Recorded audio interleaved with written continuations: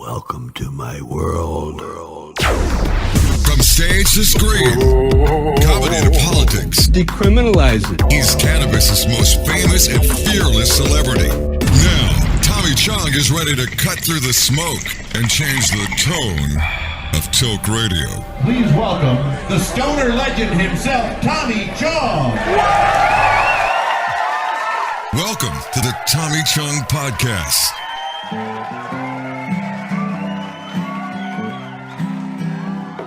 Today I started smoking my weed again. I'm right back where I've really always been. I got over my weed just long enough, let my probation end. And today, I started smoking my weed again. Hey, boy, pass me that joint. Here you go. Here you go.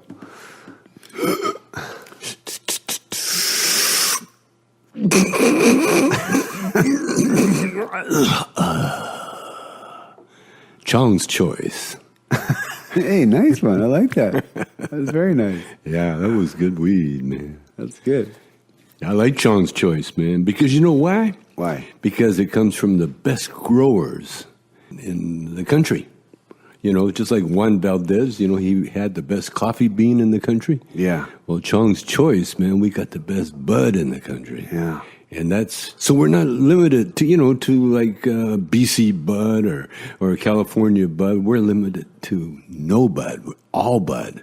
All bud. We're an all bud corporation. Are we a corporation or a company? Yeah, you know, that's a bad word, though. How about a commune? Yeah, we're a business entity. We're a business entity. Okay, you can put the guitar now, so I don't want to hear you slapping that thing around. But that was a beautiful song, Dad. You want to intro the show?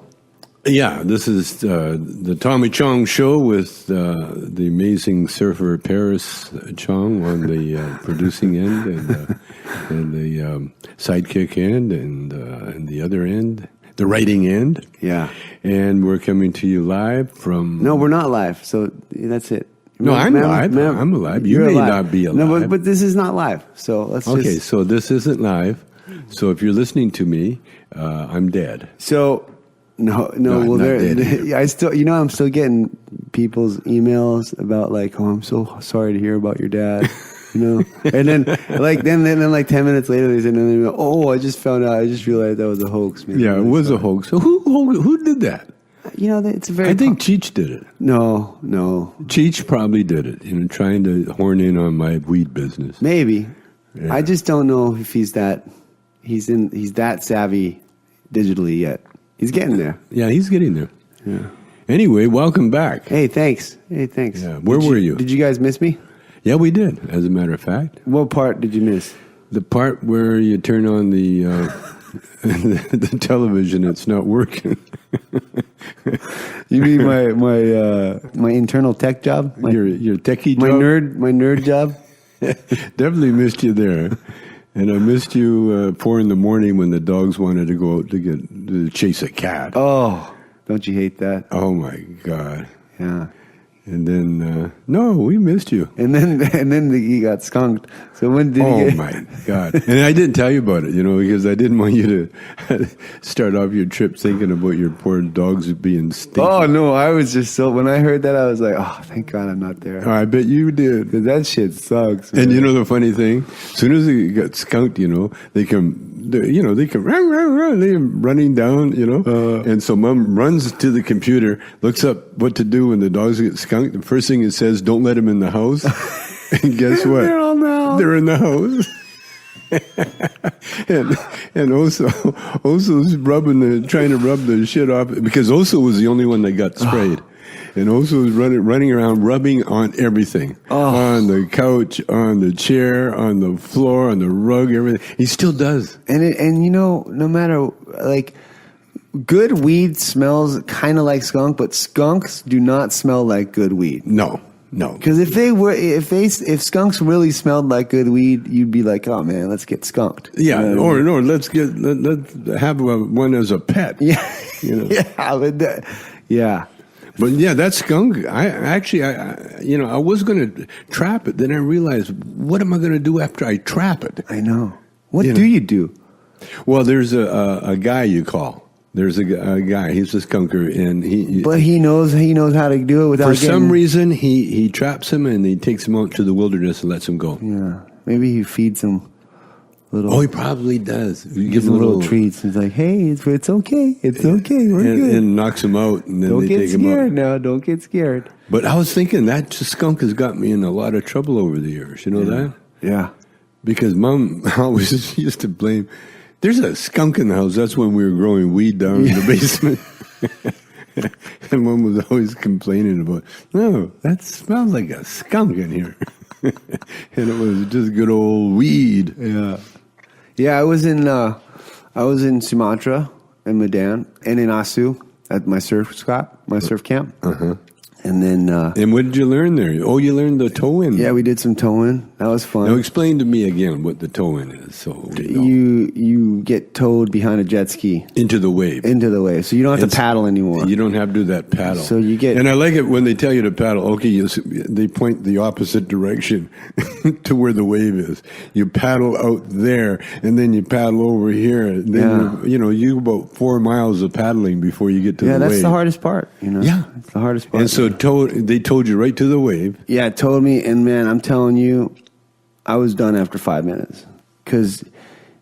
I guess like I hadn't learned the proper technique, so I'm squeezing everything extra hard. Like I feel like an old guy because I still have a little pain in my elbow. From squeezing. From just pulling. You know what I mean? Oh yeah. The older you get, all those you can't just yank on things all the time. No. You got to like be really kind of ease into stuff. Well, because your muscles they're not. It's not even a muscle, Dad. It's the tendon. The tendon. Yeah. Well, they're not elastic anymore. Well, I'm reading about this gymnastics body course, and the first 270 days are just preparing your tendons for what they're going to be doing. 270 days. That's a year. So it takes about a year for your Almost tendons to be conditioned to do something. So people that go into CrossFit or go into other stuff, a lot of athletes already have that kind of conditioning. They have those tendon strength, but newbies don't. And so that's why they get really hurt like that because they're going right into like heavy stuff and crazy things, and they haven't done that prep work. So anyways, I had a little pain, and it's like, the guy I was doing it with was just like the top guy, and I was still jet lagged, and it was just, it was intense. I love it though. I'm going to get a jet ski for around here. But that's why you do everything. You just jump right into it. Yeah. Most people would train to work their way up to the big wave. Listen, man, most people just would not do it, That's true. That's true. I'm one of them. Most people look at like, even in Bali out at those waves and they go, I'm not going, no. I'm good. Like my nephew Jack, he's like, yeah, no. I like Jill Brown that time. He went out with you. No, Boo goes out there, but he cried all the whole time. Yeah, he got whooped a couple times by the waves. The waves whoop you, man. They whoop you. You come out of there sometimes and you have half a face gone. Hey, listen, I body surfed the wedge, so I know exactly what you're talking about. Tell that story. I didn't mean to. No, we just arrived in California and we're driving along. We saw a nice beach, and so we pull over and get out of the car and go down. I got my bathing suit, and I look, and there's everybody out there just body surfing away, like having a good time. So there were some guys out in the water. Oh, it was crowded. It was crowded, and they're just having a good time, and they kept bobbing up and down and looking over their shoulder like in fear. And you could, at first I thought they were, looking for a friend or something because I'd never body surfed before, and so I swam right out there. I know that was that your first time experiencing waves in the ocean? Yeah, very first time. Because in Vancouver, it's like a lake. There's no waves. There's no waves. Unless you count the waves that a ferry makes when it goes by. Those are okay, yeah. Yeah. But it was my first wave, so I swam out there, and I'm looking around to see, Wait, so my mom's on the beach. Yeah. She's laying down, and then my sister's there playing in the sand, Yeah. right? And you got your Speedos. Yeah, my red Speedos. And there's probably no string to tie them. They're just like elastic on them. Yeah. And you walk down there, and you walk into a world famous neck breaker. Okay, Yeah. that wave, The wedge at Newport Beach, Famous. has broken a lot of necks. Yeah. Literally like paralyzed people. And So I'm out there, and next thing I know, the wave hits. And it's like it just picked me up, and all of a sudden I was in a washing machine. I was being spun, the spin cycle. I was being spun around, and then drove right into the sand, like about a foot into the sand, pilot under the road, water, yeah. just head first, right into the sand, and then I got pulled right back up again, and it's like I got spit out. Yeah. And I looked, and I'm staggering around. I staggered out of there. My bathing suit was around my ankles. and I had the sand in my hair and my face, and I come out of there. You look like a shipwrecked sailor, huh? Oh God, I look pathetic. And mom didn't even look out. And she's reading a book or something. So I staggered up to the thing, and finally pulled my pants on so I wouldn't freak out anybody. And I got up to the blanket, and she goes, "How was it, dear?" And she looked at it. I says, "Oh man!" I started telling her what happened. She goes, "Yeah, I can see that." I don't think I went into the water again for about 6 months. Yeah. Really? No. You had some new gained respect for the ocean after that, huh? Man. Then I started seeing what was going on. Yeah, they're body surfing. Yeah. Those guys are like watermen out there. Yeah. I mean, it was, and a lot of them were wearing little fins, Oh, yeah. And all sorts of No, things. there's a lot of technique in body surfing. Yeah, I learned my lesson though. And I did tell you another time. I think it was around the same period because we were just beach crazy. Yeah. We'd been living in Vancouver, living in Detroit, and so when we got to the beach, All you did was hang at the beach every day, man, huh? Every day we lived at the beach, Yeah. literally. And so I found a nice place in Venice to go swimming a little bit. Go out and play in the waves and that. Yeah. And I went out there one day, and I see this guy, and it looks like he was drowned, like a dead guy. And he's got his face down in the water and his arms out, and he's like limp. Yeah. I thought it was a dead guy. And so I went over and I grabbed him around the thing to get his head out of the water, and he looked at me like, "What the fuck you doing?" What was he doing? That's his thing. Oh, just relaxing. That was his thing. He's Just playing dead. Playing dead.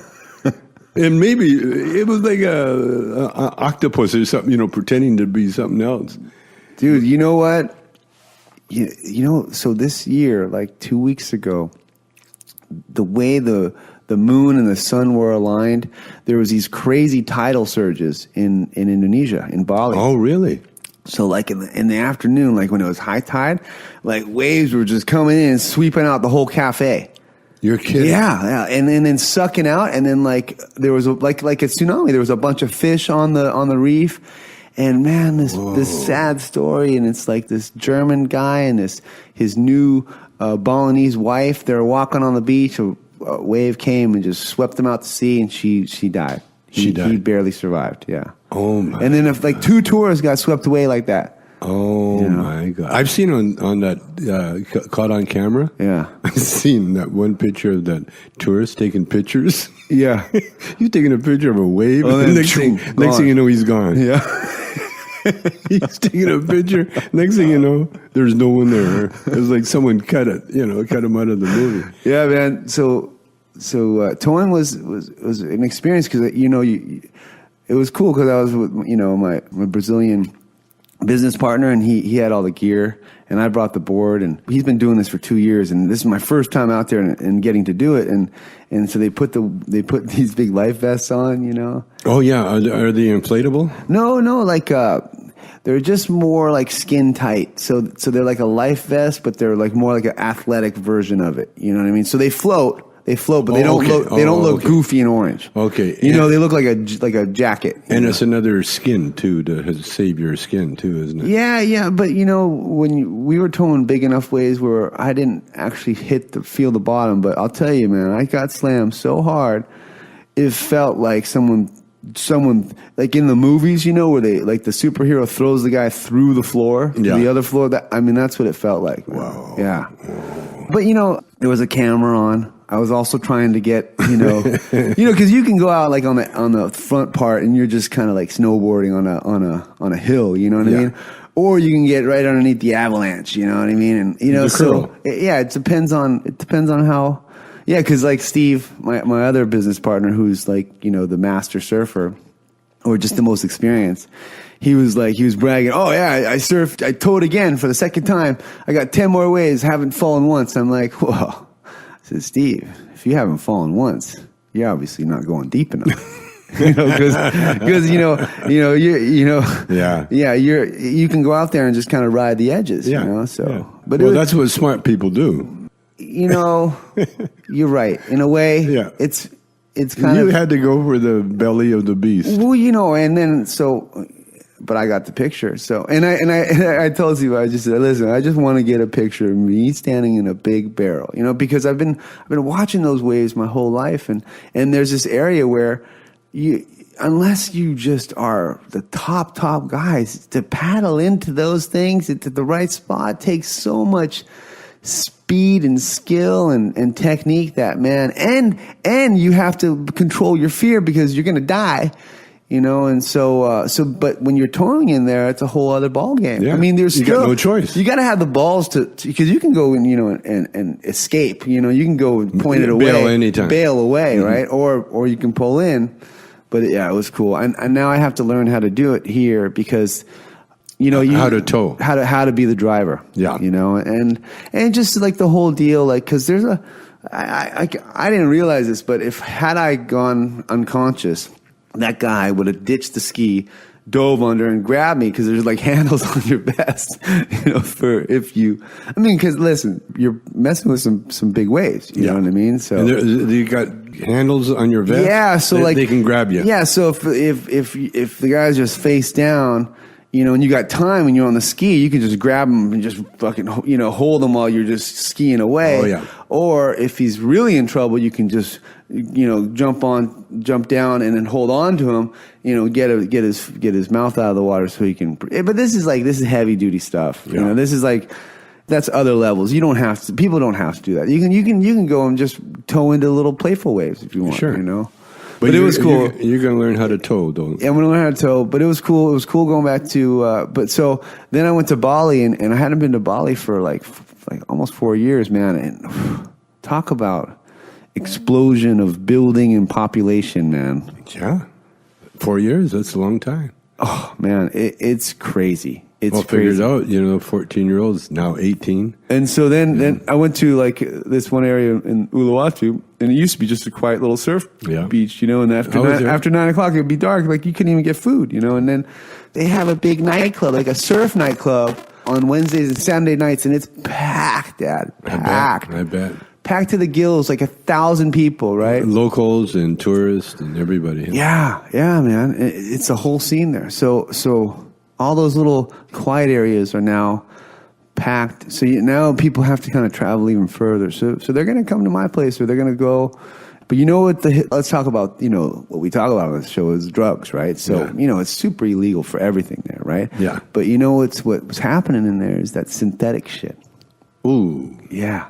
Ooh, synthetic weed? Well, you know, like the bath salts. You know, the synthetic. Shit, no, ice is speed. Yeah, and that's been all over Asia. That was like like this. You know, that's like the kind of what they're tweakers, right? Yeah. But then they added this, and what I heard was the local mafia wanted to make some money off this, so they had the shipment of weed get busted.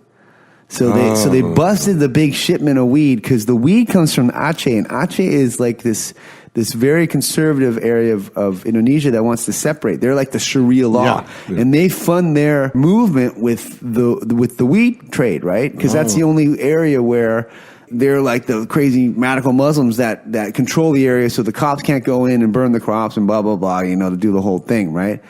And so and then I was at that party, and they had a VIP section. That was weird too, you know, because you had like, you know, in the surf area they have a VIP, you know, bottle area. Oh, we're gonna take a break right now. We're gonna come right back. Okay. You're listening to the Tommy Chong Podcast, only on CannabisRadio.com. Dr. Dabber, hurry! Its temperature is shooting past 1,000 degrees Fahrenheit. It's burning up. I'm afraid for this little guy, it's just too late. What caused the problem? Only Dr. Dabber can maintain the perfect temperature for a smooth-tasting, slower burn. This standard vaporizer lost all of its health benefits, sending it up in smoke. So you're telling me that most vapor pens burn so hot they produce smoke, not vapor? Correct. Keep away from those standard vaporizer pens and turn to Dr. Dabber. Doctor's orders. Less heat, more flavor.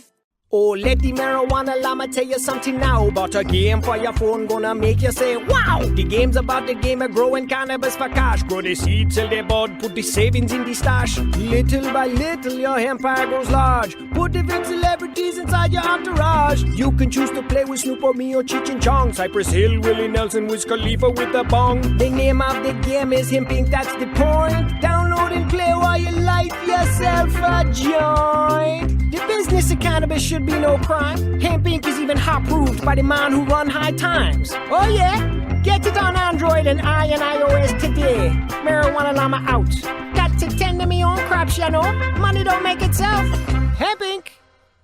One toe over the line, sweet Jesus. One toe over the line. Fortunate to have Michael Brewer of Brewer and Shipley. Your signature top 10 song, One Toke Over the Line. I've read a couple different versions of what the tune's origins are. What's the true story? We were playing a little club in Kansas City. A friend stopped by with some really good hash. We stepped out back and came back in. We're tuning up in the dressing room, and Tom said, man, I'm really one toke over the line. And I just cracked up. I thought it was hysterical. We literally wrote that song just entertaining ourselves and to make our friends laugh.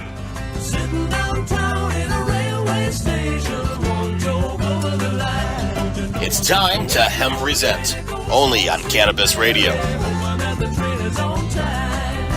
Sitting downtown in a railway station, one toke over the line.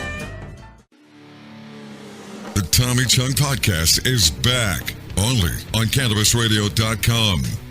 Okay, we're back. So they had a VIP area, right? And I was like, oh, this is trippy because, you know, it was just like, that's when you know, times were changing. You know, they're going to have all, like if you, back in the old days, you couldn't even impress people with money because there was no way to buy, you know, There's nothing to buy. How many bottles of beers can you buy? You know what I mean? You know, you're not impressing shit. Yeah. But, and then all of a sudden, like this kid gets kind of carried out by his friends, and he wasn't like drunk.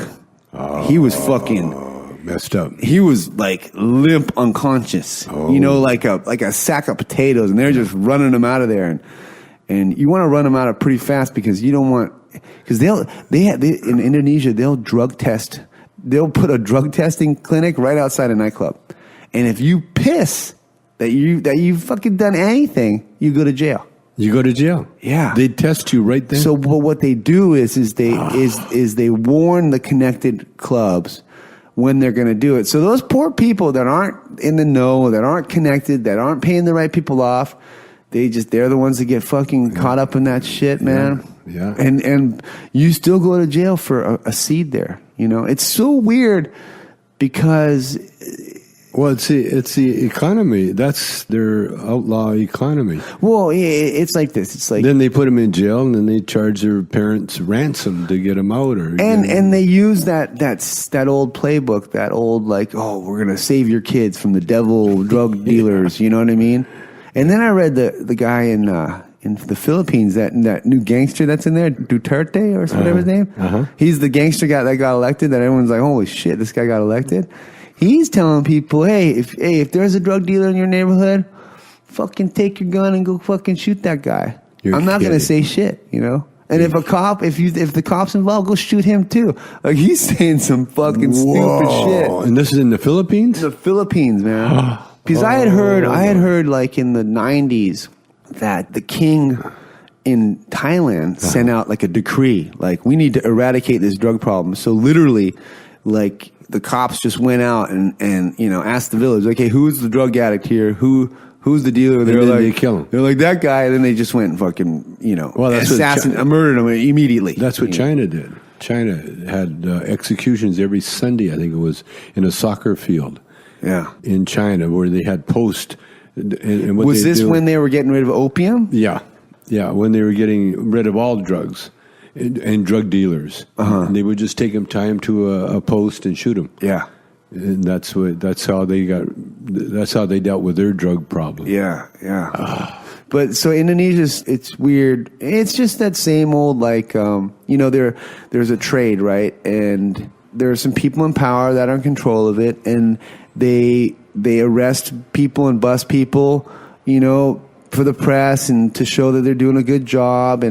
But it's like, it's just keeping the black market going. Oh yeah, absolutely. Yeah. That's all. Let me close this door. Okay. Why? Oh, we got a leaf blower going on out there. There we go. Hey, we're in the Palisades. Yeah, those are the wonderful sounds of California. Yeah. That's the sound of your Donald Trump Mexican laborer blowing the leaves around. Yeah, so when you're walking in those neighborhoods, you're like, hey, you want to fly to the moon, that kind of thing. That's that shit. That's synthetic stuff. Because it's really easy to traffic. It doesn't smell. You know what I mean? It's not organic. Yeah. And there's that learning curve where the cops aren't hip to it, so they're looking for ecstasy pills or something like that, and then all of a sudden that shit's on the market, and they're like, hey, I don't know what the fuck that is. It's like when you talk about when the cops didn't know what weed was, and they're like, that's Italian tobacco, Yeah, Italian tobacco. Well, really? That smells good. Yeah, great. But I do think marijuana has a chance to be legal in Asia, and I think it's going to come from the medical movement like it did here, because if families get past that old stigma and they try it for their it's that mom with the autistic kid is going to be the one that's just fucking, or the ones with the epilepsy. The epilepsy that's going to be the ones that change the world. Because absolutely. you can't. What are you going to say? No. And I'll tell you another thing. To make it legal in Asia.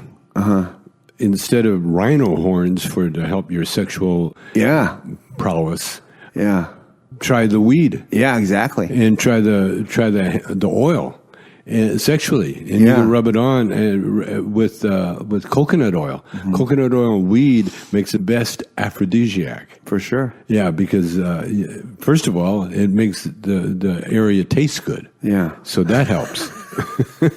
And second of all, it's healthy. And it kills bacteria. Yeah. And the thing is about coconut oil kills yeast, and helps fix yeast infections. And so there's a big But it's still boost. Weird, Dad, because it's like you're in coconut country and you can't buy coconut oil. No, because they had the soybean industry and the other people, they made coconut oil an outlaw. Yeah. Like they did with weed. So they could sell their poison, like in Asian, that is palm oil. Yeah. They want everybody to get palm oil. But I'll tell you, man, if and when Indonesia goes, let's pot go legal. Oh man, what a great place to paradise. The tourism is just going to go fucking flying through the roof. It's already doing great, but it's going to do that much better. Oh yeah, take away that fear of being incarcerated for a plant. Take away that, and they encourage everyone to smoke tobacco there. That's the most tobacco friendly. I mean, literally, dude, they got you got an ashtray on your table in the restaurant. I feel like it's like the old days where half the plane's smoking. You know what I mean? It's really bizarre. The whole plane at one time. When I was a kid, it was everybody smoked. You saw that picture of me on Reddit? I had a cigarette in my hand. Yeah. That was the weirdest thing. You see a picture of me back in, I guess, 1958, 59. Yeah, no, it was 61. Yeah. 61. 1961. I'm standing there with a cigarette in my hand. 24 years old? 23 years old? Yeah. And I looked ancient. I looked like an old guy. Like an adult. Yeah. That's why I realize that's why young kids used to smoke, because they would look more adult. Yeah. Especially when you hit after 16. Then you could smoke, and then next thing you know. Yeah, well, culturally, it was like your walkabout. You're a man now. Yeah, that's right. Yeah, you're a man. You can smoke. You can smoke and drink. Yeah. You're a fucking man now. Yeah, yeah. Oh, yeah. You're a big guy. If now. you're too pussy to smoke and drink, you're not a man. Yeah. Or what are you? Some kind of Jehovah's Witness or something? Yeah. You got a lot of knocks, but that was that was the sign of passage of youth. Now I'm an adult. But this was the first year where I'm not party man anymore. Like, I wasn't like, I got to go to the clubs. Like, it was not like that. You changed. Yeah, and then when I did go, when I went out, I was like, how much longer do I have to stay here? I know. I know the feeling. And then you know what I was like? I was like, let's go have breakfast at that 5-star hotel. Yeah. I started. That's how you look for it. I started channeling Mom. I'm like, you know what? I'm not really interested in going to that cheap place. That's really, cheap. Let's go to that really, really nice place overlooking that beautiful view with air conditioning. Yeah, with everything nice. Yeah. That's really a good. Well, that's what you do when you grow up, man, and you learn how to deal with the fact that you're not indigenous. Yeah. But it's cool. You know what's rad? I speak the language, so it's like that. That's fun. You know what I mean? Because you get to really experience a country and a culture when you can speak their language. Yeah. Because you're not that other. You're included. You're not just asking where the bathroom is. Yeah. When you go to a country where you don't speak the language, you're experiencing like 10% of what's happening. For sure. For sure. Yeah. And you're considered a mark too if you're in the right place. Well, you're a white boy in Asia. You're considered a mark.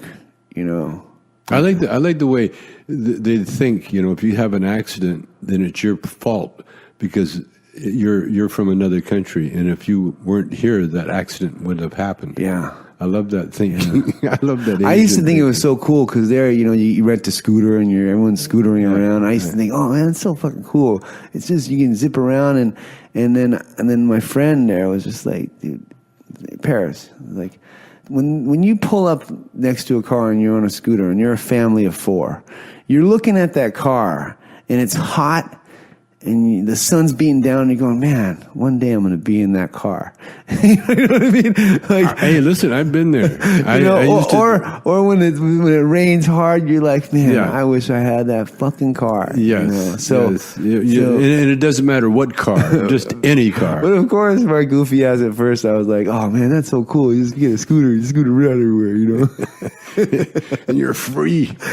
It doesn't cost anything on gas. Yeah, it's so cheap. You can park it anywhere. Yeah, I went through my scooter phase, but I definitely appreciate cars. Yeah, definitely like my cars. Yes, indeed. And I like the new cars coming out. Oh yeah, we got to find a cooling unit, the latest state of the art cooling unit. I don't like these air conditioning, I like air conditioners, but there must be a state of the art air conditioning now. Did Eli Musk come up with one? he may have. Let's check him out because this house got really hot. It gets hot, man. Yeah, because Mom put all these windows in, and she's got skylights and windows, and and you don't do that in a hot country.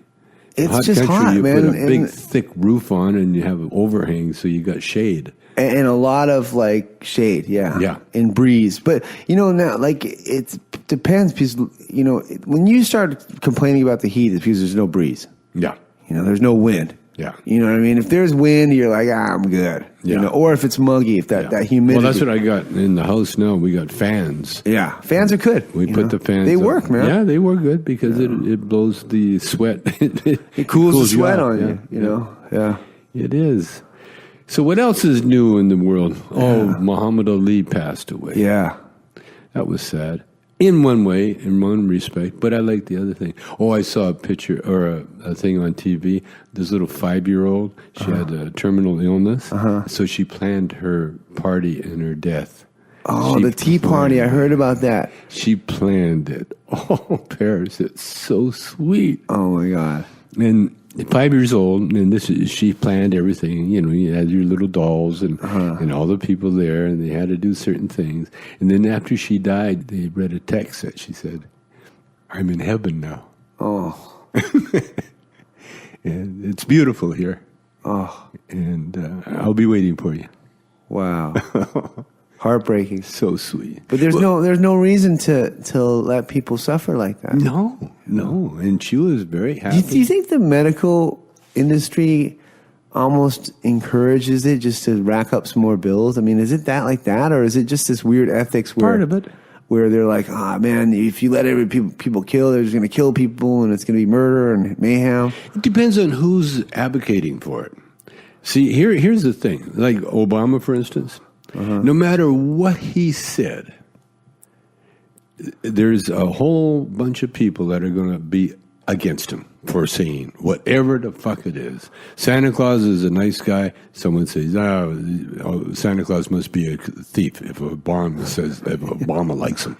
You know what I mean? Yeah. It's a racist attitude. Yeah. And that's bottom line. It's just a racist prejudice. attitude. It's prejudice, man. And they're jealous and they're afraid and they don't want to give credit to anybody of color, you know, no matter what they do. Yeah, it doesn't matter how good you are, you know. Yeah. Just like they did when that kid that got drowned in Alabama, you know, during those what do you call it, the civil rights era, you know, and they found him, you know, buried with chains, wrapped around him, and you know what the local law enforcement guy says? Yeah, see, why would he want to go swimming with all those chains on the back? Yeah. No wonder he drowned. He would try to swim with all those chains on him. You know, they're just so ignorant and so sad and so violence, ridiculous. man. Yeah, it's so violent. And it's all fear-based. The marijuana laws are still laws from the slavery era. You know, it was the slaves. As soon as the slaves got doing cocaine or smoking marijuana, then it's bad for you. Before that, it was hemp. It was okay. You know. So, yes, and then what else was in the news? Like, so first the little boy falls in the fucking gorilla cage. How gnarly was that, man? Oh, man. And the gorilla, it's not funny, but it was funny. The gorilla was like treating him like a little baby, like a little doll. Yeah. And then they started fucking with the gorilla, so he picks up the kid like a doll. Yeah. And drags him Yeah. through the water. Like, he wasn't going to hurt him. I don't think. Well, no. I mean, we just don't know. No, he wouldn't have hurt him. That's a fucking gorilla. It's okay, but I mean, Dad, you know, we went to that wildlife way station, and they were talking what a chimpanzee can do. Yeah. Oh my God, what a gorilla can do. A silverback. Silverback. They're so powerful. But here's the thing: the chimpanzee movie I saw, you know, and the mother gets killed by this marauding raiders of other chimps from another tribe. Yeah. And so the little baby is an orphan. Yeah. And so what he does, he doesn't know where to go, and so he ends up hanging with the silverback. Yeah. The guy. And all of a sudden he took him. He the big silverback took him in, put him on his back, and raised him, and just treated him. I just thought like, wasn't there just some really like the gorilla treat that the gorilla can't resist? You know, you throw that one piece of candy in there, like a, you know, that jelly donut that gorilla just, man, will drop anything and just run across and get it, you know? The Twizzler. The Twizzler, the Twizzler, like Yeah. the lady gave a Twizzler. Yeah. You know, because I was thinking, because the one lady says, you know, if you tranquilize an animal that big, it doesn't just go immediately. You don't just like knock them out like the movies. It fucking takes a while. You know, they're like, you know, and they can, and that might freak them out. And then, so I was just trying to think, like, maybe there was some treat, but then maybe gorillas are just. They're not little. They don't fucking fetch shit for you. You know, they're fucking 800 pounds or whatever they are, and they just like, you know, like. Yeah. So, anyways, that happened. Really unfortunate, but fuck, man, how did the 4-year-old just 3-year-old, huh? He's a little climber, huh? Well, he just squeezed in between the bars and then just jumped through, huh? Just like, fuck. Yeah, you know, and then everyone's blaming the mom, and I'm just thinking, man, you know, that's pretty lame because you know what, you know, kids get lost in the mall all the time. You know what I mean? Well, you see how this society is. The first thing they look for is someone to blame. Yeah, not to take responsibility for what happened. Yeah, but why it happened. Yeah, and who's to blame? They're always looking for the blame. That's why the I Ching always starts out with no blame. Yeah, and then they go into the reading and that. But you know, I'm not a gorilla expert, but like, did you have to kill him right away? I don't know. Maybe you did. You know, like, you know, that's a little boy. You know, if that's my little boy, I'd be like, shoot the fucking gorilla. You know what I mean? It's the NRA mentality, man. They got a gun. Hey, I was surprised. Jane Goodall, the ape, you know, master. Yeah, she says you had to kill it. You had to kill him. Yeah, that's what she said. She says either that fucking animal is just too unpredictable and powerful. Yeah. You know, I mean, look at that thing. That thing is just. Well, those guys can hurt you if they're just trying to scratch their head and you get in the way. You know, you ever see those videos where like, you know, they're behind a bunch of really thick trees, and then they run out, and then those trees like bend. No, they don't even bend. They just snap like little toothpicks. Like, you know, it's like, holy shit, man! I thought I was safe behind this tree. Well, you know, the DiCaprio movie, The Revenant. Yeah, when that bear came at him, he thought he had a little bit of time. Did I show you that bear video where the guy's fucking riding a bike? And then all of a sudden he looks back and there's a fucking brown bear just galloping at him. And he's like, oh shit. And he just keeps running faster and faster and he keeps looking back. And it's fucking galloping at him. It galloped like 2 miles, man, down the hill. And finally there was a log in the fucking path, so he couldn't jump the log, so he just ditched his bike and went running to the right, and he fucking hid behind a tree, and fucking sure enough, the bear is just like sniffing his bike, looking around. Fuck, man. But he couldn't find the guy. I told you what happened to me when I was mountain biking in and you saw Vancouver. the bear turd? No, I saw the bear turd. That was scary. But I was riding up the hill to go to the beginning of the trail, and this car passed me. And then he stopped and he reversed. And he says, "Hey, just want to let you know there's a pack of bears up there on the left." And then he goes, "But hey, why don't you just ride the bike on the right of my car, and I'll drive you by them, and then I'll protect you." And I was like, that's so what did you do? So I rode along the right side, and the bears stayed on the left side, and we just went past the bears. Did you see them? Yeah, man, they're right there. Black bear? You know, the Canadian black bears. Yeah, black bears. They're fucking busy being bears. You know what I mean? They're eating their berries and that. Yeah. But yeah, man, that one video of the bear galloping, do, and the guy, and you can hear him breathing. You know, he's fucking breaking records, man. He's like, oh shit, and then you see the fucking bear just keep, and they're fucking fast. And they're strong. And then, Dad, how did the little 2-year-old, get eaten by the fucking crocodile or alligator? Well, have you ever seen? Oh, did you see the other video?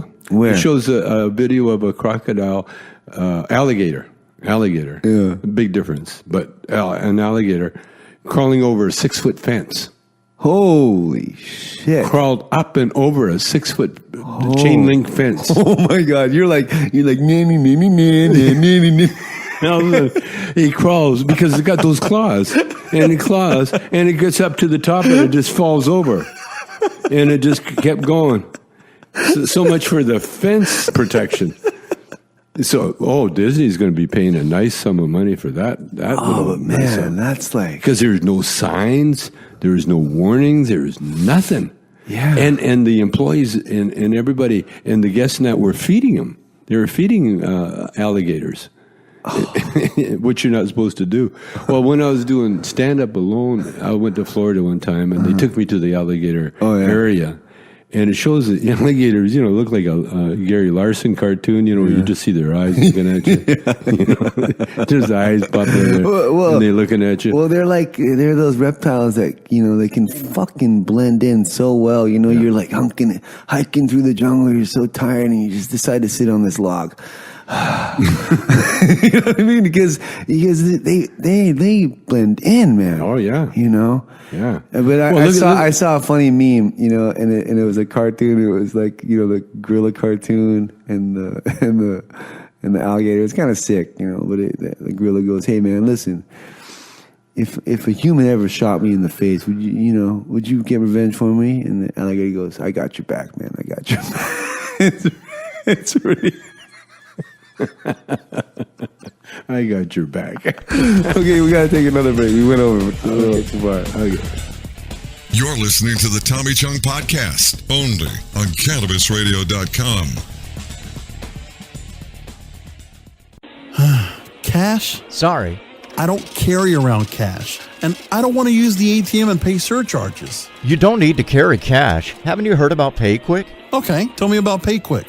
It's the safe and easy way to pay. It works just like your debit card to securely pay for your purchase, and it gives you rewards points every time you use it. Nice. PayQuick, the safe and easy way to pay. PayQuick.com. Play as Ted Growing, expelled botany sophomore and the biggest grower in town, only on Weed Firm Replanted. Available on the App Store and Google Play. It's a lot of work being the biggest grower in town. Maintaining a room full of plants while dealing with a slew of eccentric customers? From a hardcore partier to the curious neighbor next door. Is anybody home? Help me expand my bud business by unlocking new strains, customizing my grow room, and completing challenges that you can't get enough of. Grow your empire so big you can see it from space. Low on funds? Don't worry. Weed Firm Replanted is free to download. Download Weed Firm Replanted for free on the App Store and Google Play today. Get growing, Mr. Growing. Let me welcome Nick Hexum from 311. We've never heard things like your music when it first came out. It's like to mix the reggae with the punk and all of that together was just such an unusual sound, and we loved it. We realized we're not going to copy what's on the radio. At the time, it was all grunge that was on the radio, and I said, let's just stick to what we know and wait for culture to come around to us. Hey, it's Nick Hexum from 311, and you're listening to Cannabis Confidential with Dr. Dina on CannabisRadio.com.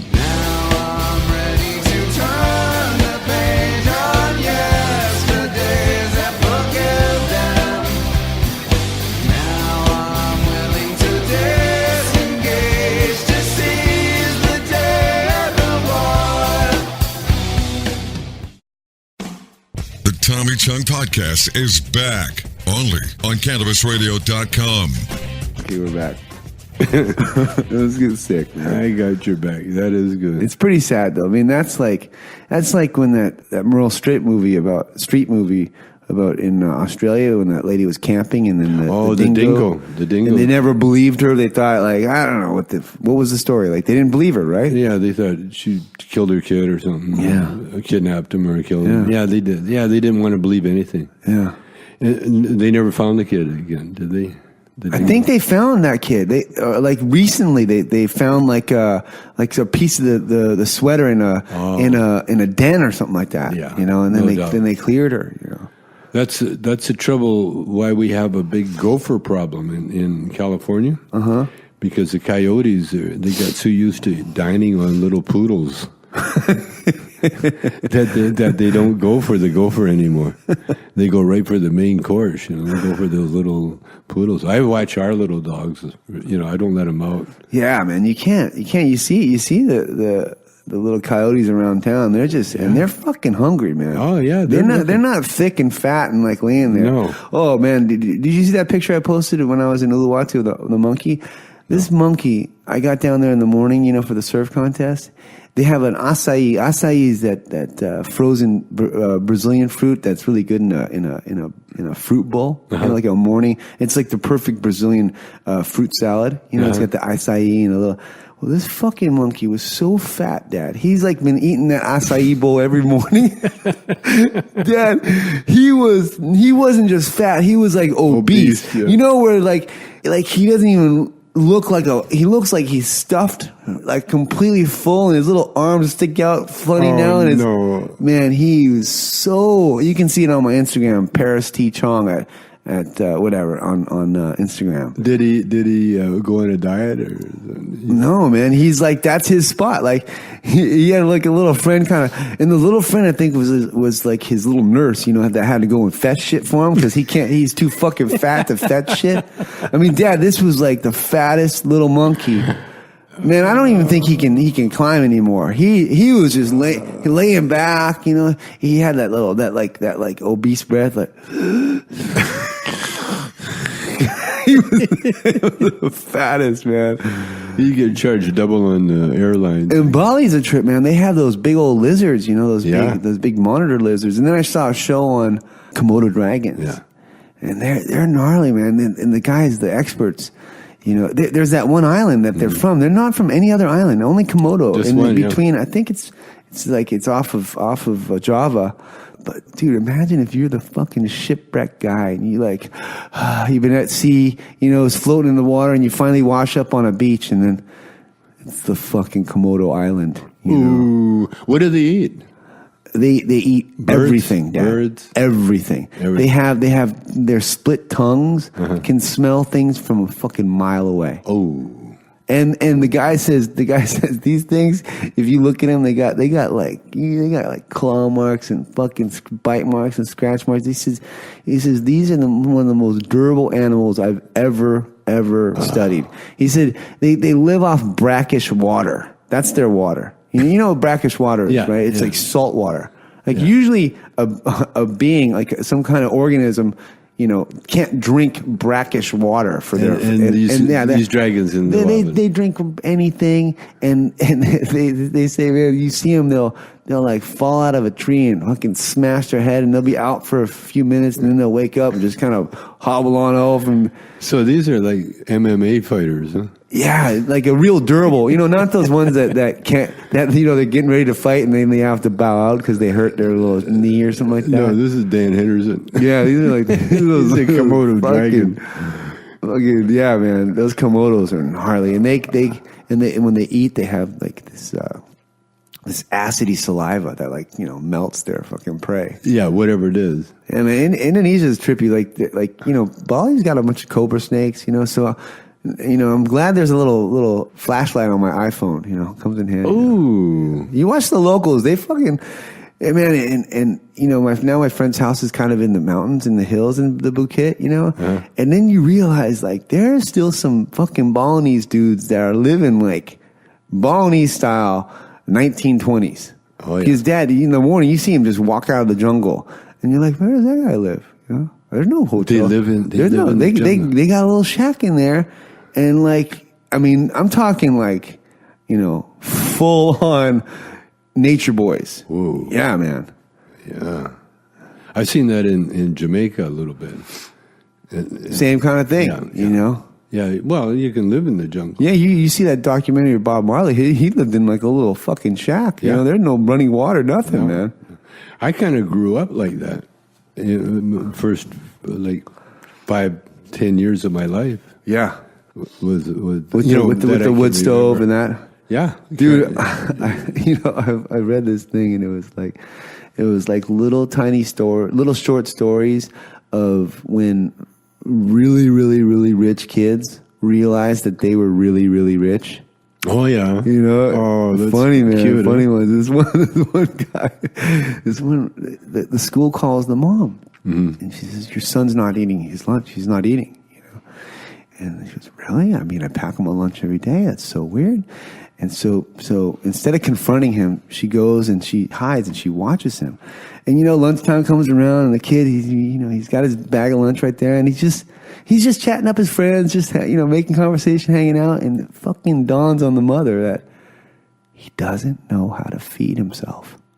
What? He's had a servant feed him his whole life. He's never picked up a fucking piece of food and put it in its own mouth. You know? Like Jill Bryan was for a while.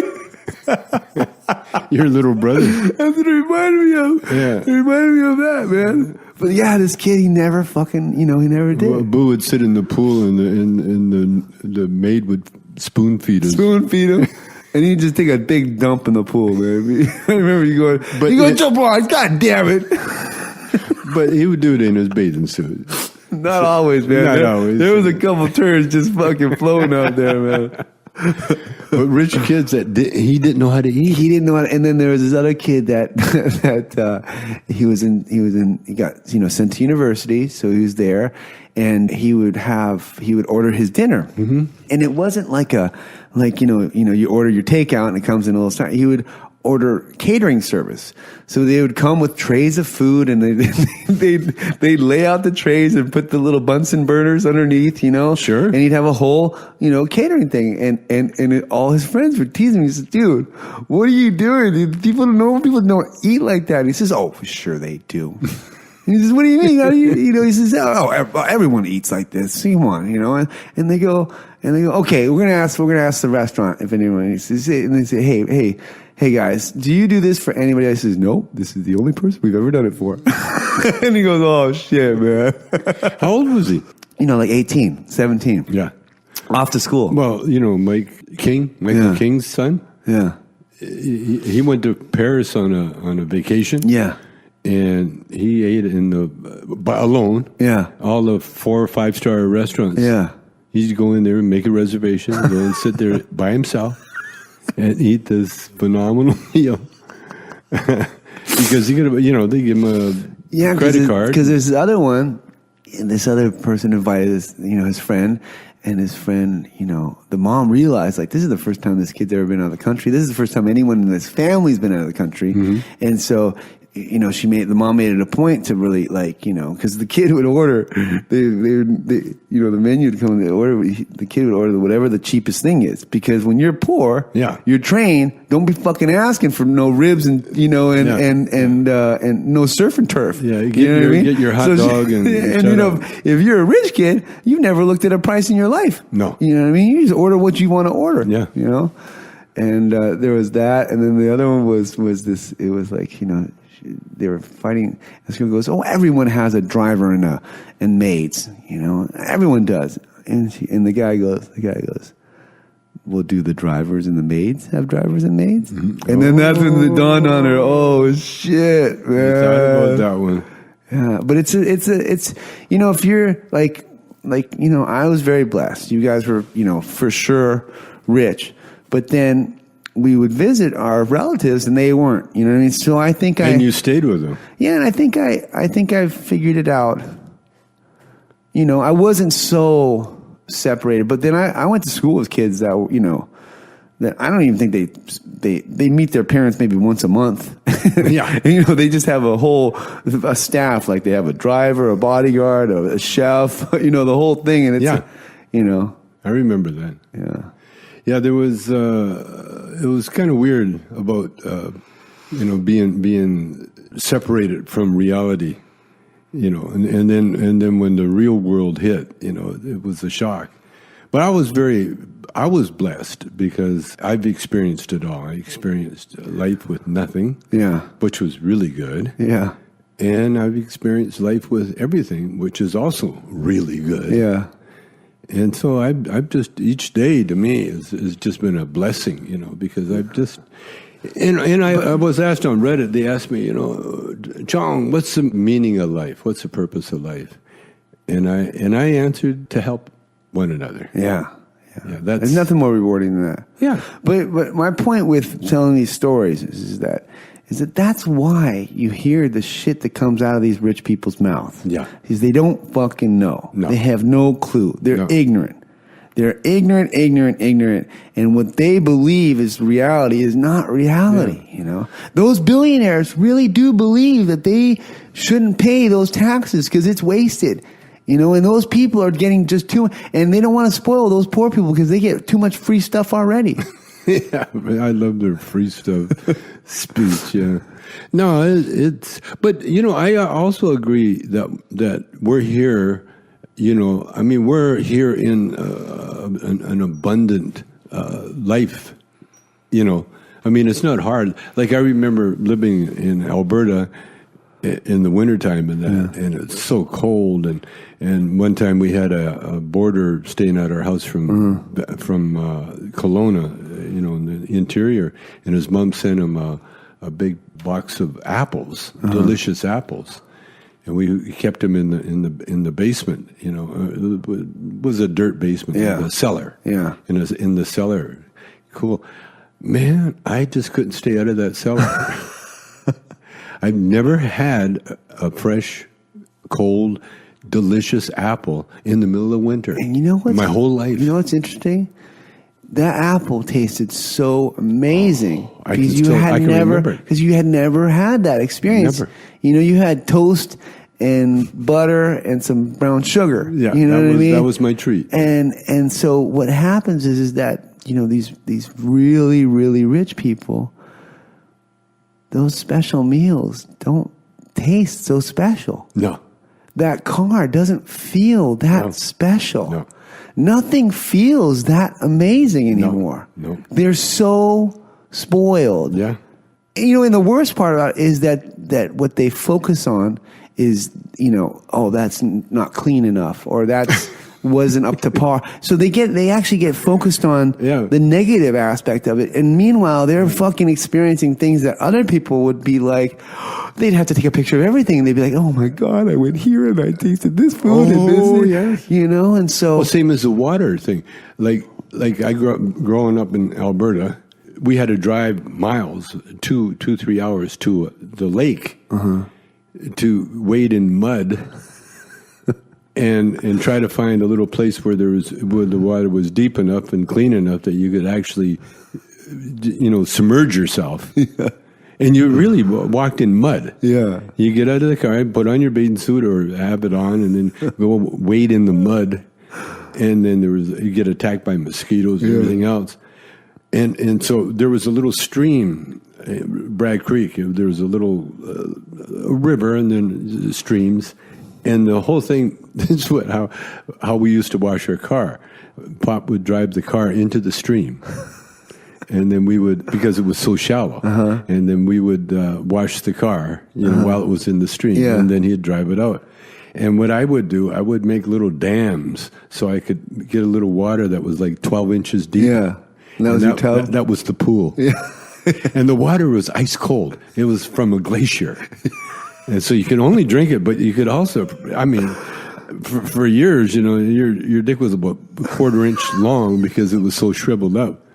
Everything was shriveled, man. You go transgender. You'd be like, oh, yeah. But that was joy to me. It was joy. For sure. And the other thing I did when I was a kid was climb trees. Yeah.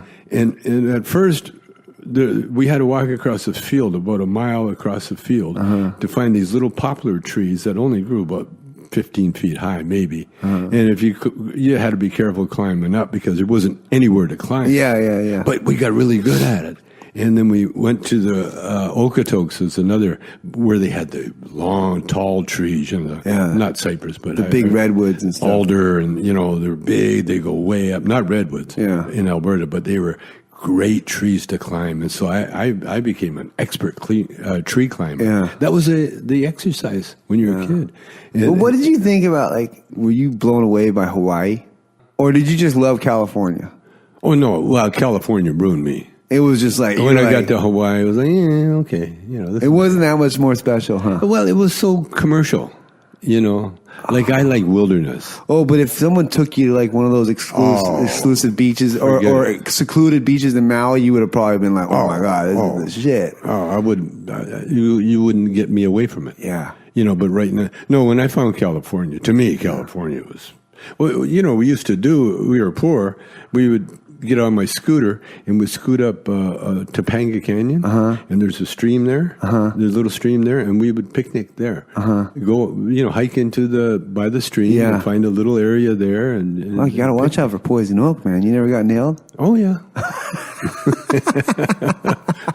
when we did Up in Smoke, I was so glad. There's field, like tree climber, and love nature. That was our game, it was the whole thing. Yeah. And I went running into this field one time, and next thing I know, poison oak had hit all my face. Oh, hands, shit. Everything. Did you have to go to the doctors? No. But there again, took some calamine lotion or something. Oh, yeah. Some people, man, my friend Matt, he gets it bad, dude. I never knew what poison oak was. Had no idea, man. No, Alberta was, so wild. We're 80 miles from Banff. Yeah. And so another thing we would do, and this is survival, we'd go pick blueberries. Yeah. And it wasn't just to go pick blueberries, it was for substance. Yeah. And they'd last a long time in your underground cellar, huh? Yeah. Yeah, well, they would last, not that long? Not with this family. They would barely make it back to the house with a pot of blueberries. But the blueberries trees, like we got bushes here, they're 2-3 feet high. Yeah. Well, in Alberta, they grow 20, 30 feet high. Oh, shit. And then they get so laden with fruit, the blueberries just bend the branches right down. And the big bears, blueberries, probably. Oh, big. And the bears would sit there and just... We have those blackberries, too, like in Vancouver there? Yeah. No, actually, not the blackberries. Huh? They came from Scotland or England. Oh, really? Yeah. They're like an invasive species. They're an invasive species, Wow. No, the natural berries, blueberries for sure, and gooseberries. Ever heard of gooseberries? Yeah, gooseberries. The little red ones, right? No, they're white. And they're sour, like that was good. Hit your taste bud. But no, our big thing when I was a kid was raiding gardens because everybody in the neighborhood had a beautiful. You told me how much you love turnips and garden. Raw turnips, man! You got to try it. Good. Or peas. You get peas. And then when I came to BC and I found crab apples growing on trees in the park. And anybody could do it. Yeah. Anybody could pick them. I had my... Man, life just kept getting better and better for you, huh? Oh. And Pop used to brag about Vancouver. You know how you could walk on the beach and... pick the clams and all that kind of stuff? Clams and the what do you call crabs. And, Yeah. And I thought, oh, man, I can't wait to get to Vancouver. Well, Vancouver is pretty special, man. So special. So special. That's really, God hangs out there a lot. Oh yeah, between the salmon and the shellfish and the berries. Well, that's where the tradition of potlatch was from that tribe, huh? It was the Haida tribe, where when the chief every year or every 2 years, they would have a big party, and the chief would give away all his extra stuff that he had, and food. And everybody in the tribe walked away with something. That's cool. That's the way we got to do it. All right, well, dude, I think that's our time for today. Well, here, let me play the guitar. Yeah, play us out. Okay, here's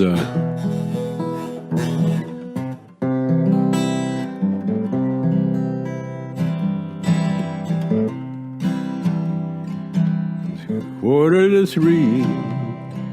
The bars have all closed. I must have shut them all down by the shape that I'm in. I lay my head on the wheel and the horn begins blowing. The whole neighborhood knows I'm home drunk again. And if whiskey don't kill me, your memory will.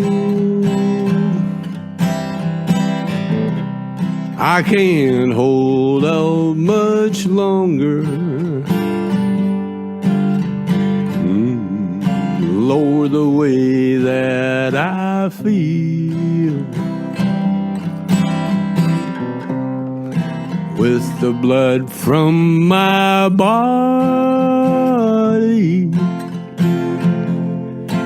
I could start my own still. And a whiskey don't kill me. My wife sure will. All right, little boys and girls, this is old cowboy Tommy Chong saying, I'll see y'all next time. The opinions expressed on this CannabisRadio.com program are those of the guests and hosts and do not necessarily reflect those of the staff and management of CannabisRadio.com. Any rebroadcast or redistribution without proper consent of CannabisRadio.com is prohibited.